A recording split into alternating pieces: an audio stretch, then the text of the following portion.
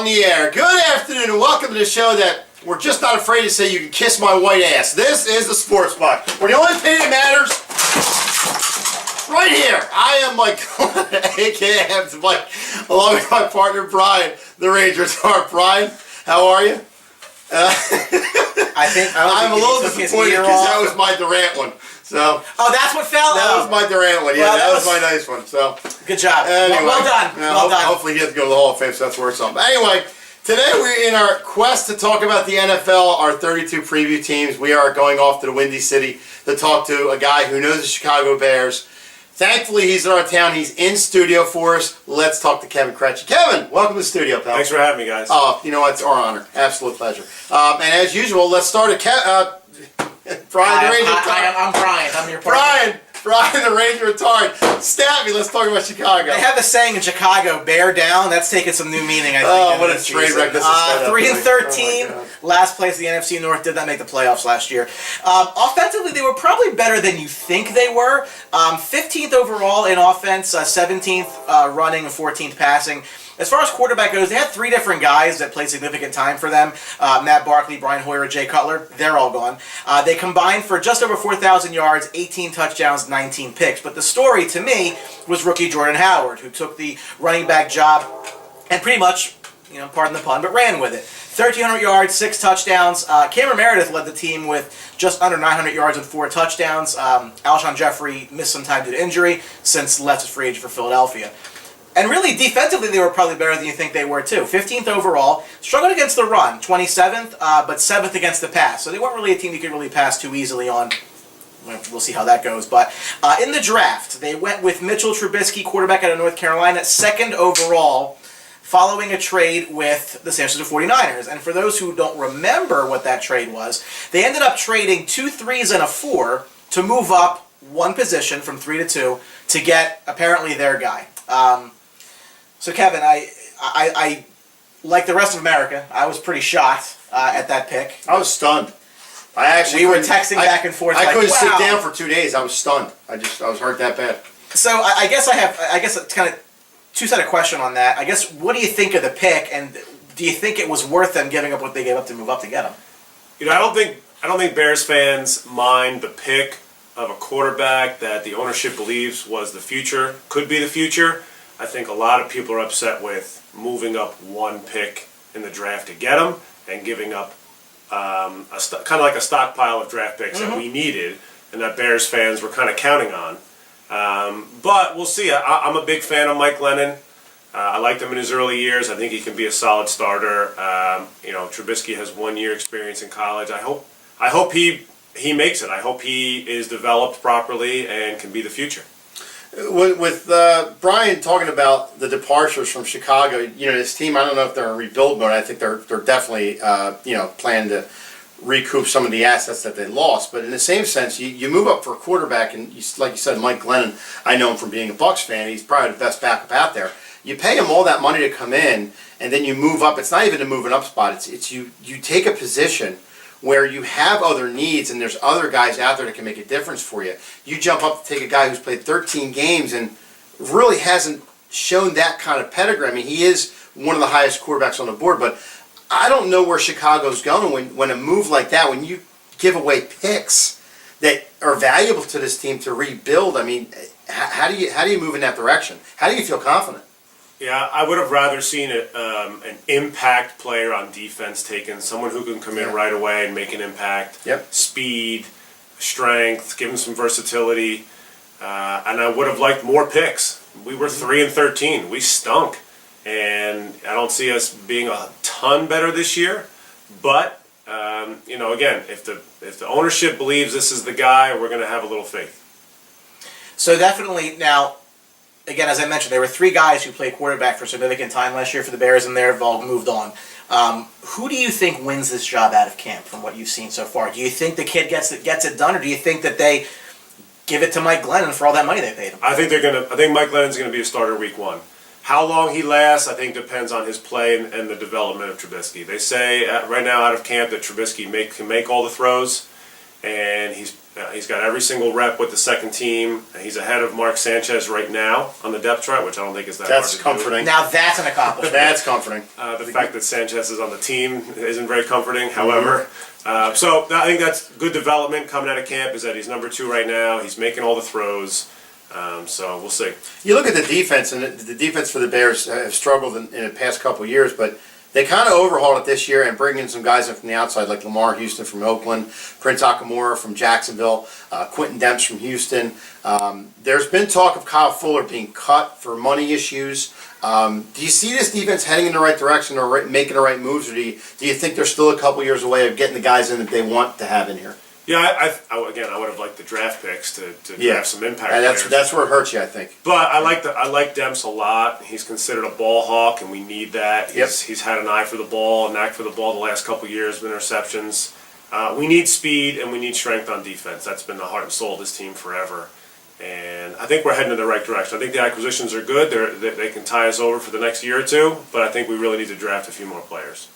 I think defensively, like I said, for really on both sides of the ball, they were probably better than you think they were for a 3-13 team. Mm-hmm. I mean, yardage-wise, they ranked pretty much dead across the board, 15th both, in offense and defensive yards. So, like I said, for a 3-13 team, that's probably not where they normally end up. But to me, the story of last year, and probably the one bright spot outside of maybe Trubisky and his career this year, is Jordan Howard. He came in there, I think with 4th or 5th round pick, ended up taking the job from Jeremy Langford due to injury, and he ran with it. He really had a great second half to the season.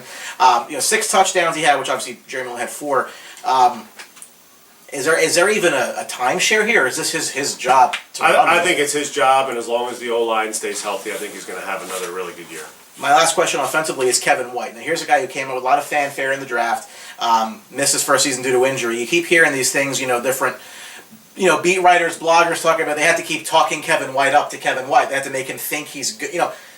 Is he at this point, in your mind, is this somebody that's actually going to be opposite Cameron Meredith, or is this something that it's a sunk cost at this point? I think they have about 8 games to figure this out. They signed Victor Cruz, so he's a great veteran guy to have. To teach how to run routes. I don't think we're going to be running the deep ball consistently. I think we need to run consistent routes, catch the ball, move the chains. Kevin White can do that if he's healthy, but will he be healthy? Right. And I think, we'll find out in the first 8 games. You get into the schedule, Kevin, and the schedule makers didn't do Chicago any favors by starting off. We always say there's a murderer's row in any part of the season where 3 or 4 games are going to hurt that team. Well, starting out of the gate, they're home against Atlanta. I mean, they don't have the easiest division either right now. They're home against Atlanta, then they go to Tampa Bay, which they'll probably get hammered in that game. So then they'll come home for Pittsburgh, and then they go to Green Bay. So out of the chute, those 4 games, hoping that Chicago doesn't go 0-4, I mean, they could be in a deep, serious hole. If we're 1-3, I'd be happy. I think, we have so many question marks. This team is still rebuilding. We're still young. A lot has to go right for us to go 3-1 in those first 4. 2-2 would be fantastic, but I think realistically we're looking at 1-3. 1-3. So you thinking that loss in Pittsburgh or that wins? He's probably thinking that he wins week 2. I think we're going to shut out Tampa Bay. Yeah, Week 2. I got to tell I'm you. putting that for a W. This isn't a G-rated show, so Kevin, your ass hurts. You ain't shutting out Tampa. So anyway, I'm sorry. Kevin, you're not going to like my analysis here. That's a hell of a first couple games. That is a rough first. That might be the roughest we've seen so far. Sports Box fans, you can see the schedule right in front of you there. I'm going to list some games here, and I want you to tell me which ones are going to win, because I'm not really seeing a lot of W's right now. I'm just being honest with you. Let's go. All right. They're hosting Atlanta. We lose. They're at Tampa. We win. I love that, by the way. They go to Pittsburgh. They host Pittsburgh. Mm-hmm. They go to Green Bay. They host the Vikings. Now, that one's interesting, I think. Yeah. They go to Baltimore. They host Carolina. They go to New Orleans. Good luck with that. And then they got a bye week. And after their bye week, they come back to host Green Bay and Detroit. It is entirely conceivable to me that they are no better into their 12th game than 2-10. By the way, it's rough. We are talking to Kevin Kretchy, our Chicago affiliate. And I'm beating him up right now. I hope he doesn't want to punch me in the face, because this is not Jim good. Santora would want to punch you in the face. The Colts guy. This is not good. I think if we have 3 or 4 wins heading into Week 12, I know as a realistic fan, I think that would be really. I would take that as long as we're competitive as long as Kevin White's healthy, the defense has shown improvement, we're running the ball well, and we have decent quarterback play. I'm going to ask you a question that I asked my Jets fan, Matt Zuccarello, as well, because I see them in very similar situations, although I will say the Bears have that leg up because there's actually a quarterback or two on the roster that can actually play the position. From your vantage point, if given the option between a 4-12, 5-11, 6-10 season, which is not ideal, or you go 0 for the century here, you go 0 for 16, and you end up with that really high pick. Now, it's not about the quarterback for Chicago, because they think they have their guy. They're not going to spend another pick on a quarterback. But, as I said, as in our Jets preview, you look at what the Eagles traded up to get Carson Wentz. You look at what the Rams traded up for Jared Goff. You look at what these high... You look at what the Bears traded up to go get Mitchell Trubisky. I mean, those high picks have a value. And if they're not going to really get off the ground this year, aren't they just kind of better off just being absolutely putrid and getting the value for the way the NFL does their draft picks? I mean, again, if you're really bad, you're getting really high picks, and you can turn those picks into future picks. You can use them whatever you want, but you have that value there. There's more value, I think, to being 1-15 than there is to being 5-11. Yeah, I agree with you. If we're not competitive, I agree. If we're competitive and we're getting good play across the board, I'd like to see them fight and play hard till the end. I think any fan would of their own team. But if we're not competitive and Glennon stinks, which I don't think he will, and guys aren't healthy, I would rather have the pick. As long as we don't trade it up one. On the flip side of that, I don't think the NFL is kind of a league that, unlike the NBA, where tanking makes you better automatically. Because even though you bring in picks, you have to cultivate them and turn these guys into people. Look at New England. Okay, they got lucky with Tom Brady, 6th round, and here he is as he is. But those picks in the 4th and 5th and 6th rounds have to pan out for you. You can't just pick the 1st and 2nd guys that year and be good. You have to try to get multiple picks to try to spread it out and hit on those guys in the 4th and 5th and 6th round. You can't just expect your 1st and 2nd guy to come in and turn the whole team around all the time. It doesn't happen. And it's just like the case we have Mike Henshaw here from the Cleveland Browns. We talk to him every year. Cleveland has a high pick every year. But what does they do with it? They squander it. They moved out of the 1st round last year, or they moved the pick down to not get Carson Wentz. It's killing them right now. They don't have a quarterback. Right. So that's what you got. It's got to, even though you're the worst team in the league in football, I don't think it doesn't necessarily be the better team coming out of the draft. You have to make those draft picks count. I agree. And that's what your front office is there for. You need a variety of 2nd, 3rd, 4th, and 5th. Correct. Rounders. You can't just bank on having your 1 1st rounder, your 1 2nd rounder, Correct. or late rounders. You have to have a variety. You got to have, out of 8 picks, I bet you got to have 6 of them try to pan out for you and stay on the team. I will say this. If I fast forward this thing and the Bears have a number 1 at the 1st, 2nd overall pick in this draft, they're going to trade that pick for a bevy of picks because the quarterback's coming out. They have to. Teams are going to need them. They have to. And I could crystal ball this. They could make a Rams deal. They could make an Eagles deal where they're setting themselves up to really fill those holes with multiple high picks. Because as we've seen in these drafts, even the most recent draft, again, Houston, what they paid out to go get Deshaun Watson. Yep. These teams move up to get the premier position, and the Bears are in the position where, well, they don't need it. Or at least they have a guy that they're going to see what happens. They're not going to address that. Mm-hmm. So they're in a unique spot, kind of the way Tennessee was when they traded out of that number 1 pick because they already had Mariota. So that because you didn't need the quarterback, you're able to harvest that value and really address the holes that you have. I can see that happening, and I wouldn't mind. Again, if we're not competitive, take the high pick, trade it, get more picks.